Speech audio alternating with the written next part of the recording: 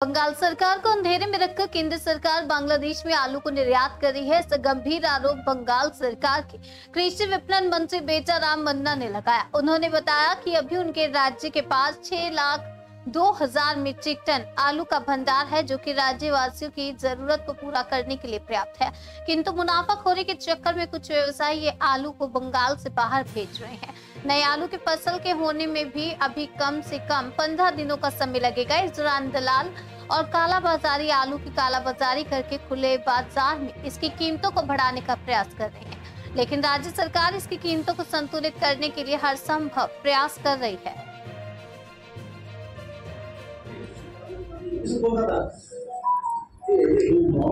আপনারা সকলেই ইতিমধ্যেই অবগত হয়েছেন আমাদের রাজ্যে এই মুহূর্তে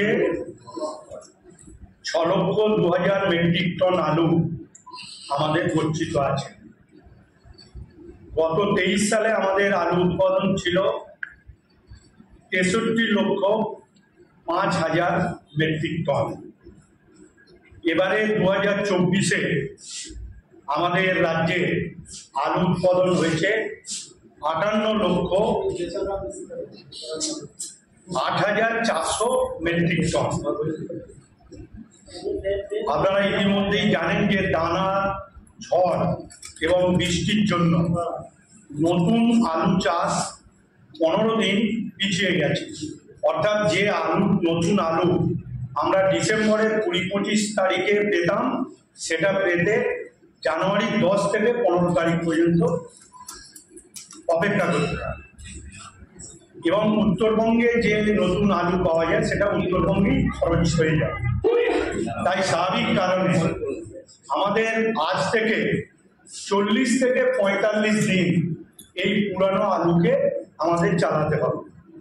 রাজ্যে প্রতিদিন আলুর যে খরচ হয় তা হচ্ছে 18,000 মেট্রিক টন। তার মধ্যে এই 18,000 মেট্রিক টনের মধ্যে কলকাতাতেই খরচ হয় 5,000 মেট্রিক টন।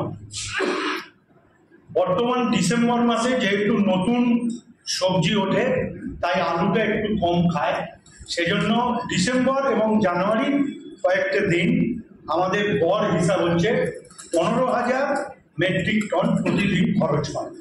সেক্ষেত্রে 6,02,000 মেট্রিক টন যে আলু আমাদের রয়েছে, সেই আলু 40 বা 45 দিনের খরচের ক্ষেত্রে আমাদের সাফিসিয়েন্ট। সেক্ষেত্রে আমাদের বাইরে আলু যাওয়ার কোনো প্রশ্ন নেই।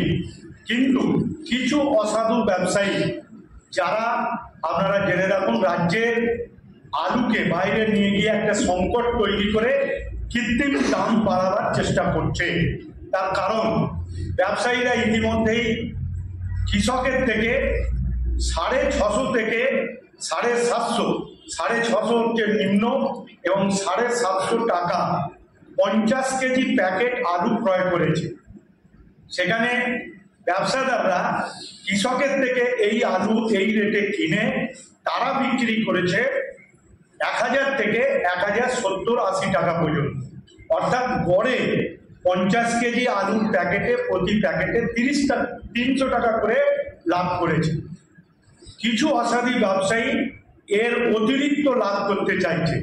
এই অতিরিক্ত লাভ করার জন্য এখন যেহেতু কৃষকের কাছে বা খুচরো ব্যবসায়ী আড়তদারদের কাছে আলু নেই, সম্পূর্ণ আলুটি আলু চলে গেছে কিছু স্টোর মালিক এবং কিছু ব্যবসায়ী, যারা 20,000 থেকে 1,20,000 প্যাকেট পর্যন্ত গচ্ছিত রেখেছে আলু। আমরা তার তালিকা পেয়েছি, সেগুলো অনুসন্ধান চলছে এবং এই বেআইনি যে মজুত করেছে তার জন্য সরকার কড়া পদক্ষেপ নিতে চলেছে। এবং এটুকু জেনে রাখবেন যে এই অসাধু ব্যবসায়ীরা, এই সীমিত সংখ্যক 40 জন, এ রাজ্যের মানুষের কথা না ভেবে তারা আলু বাইরে নিয়ে যাওয়ার চেষ্টা করছে। এবং এটুকু জেনে রাখবেন যে গত নভেম্বর মাসের প্রথম সপ্তাহে কেন্দ্রের বিজেপি সরকারের সহযোগিতায় তারা বাংলাদেশে আলু পাঠিয়েছে। মালদার মেহেন্দ্রপুর চেকপোস্ট এবং দক্ষিণ দিনাজপুরের হিলি এবং কুচবিহারের চাংড়া বান্দা দিয়ে ব্যাপক আলু পাস করিয়ে দিয়েছে। এ পর্যন্ত আমাদের যা হিসাব তাতে 3রা সেপ্টেম্বর থেকে 2রা ডিসেম্বর পর্যন্ত এ রাজ্য থেকে 8,43,294 লক্ষ মেট্রিক টন আলু বাইরে গেছে। 8,43,294 লক্ষ মেট্রিক টন আলু বাইরে গেছে। এবং আমাদের মুখ্যমন্ত্রী বলেছেন যে আমাদের যদি রাজ্যের প্রয়োজনের পর যদি উদ্বুদ্ধ থাকে তাহলে আমরা অন্য জায়গায় পাঠাতে পারি এবং যদি আরো উদ্বৃত্ত থাকে তাহলে আমরা স্কুলের মিড ডে মিল বা ICDS সেন্টারগুলোর ছেলে মেয়েদের জন্য আমরা আলু কিনতে পারি। সে কথা না বিবেচনা করে একদিকে প্রগতিশীল আলু ব্যবসায়ী সমিতি, 40 জন হিমঘর এবং বড় ব্যবসায়ী তারা এইভাবে মজুদ রেখে সরকারকে বিপাকে ফেলতে চাইছে এবং কর্মবিরতি করছে। এই কর্মবিরতির ফলে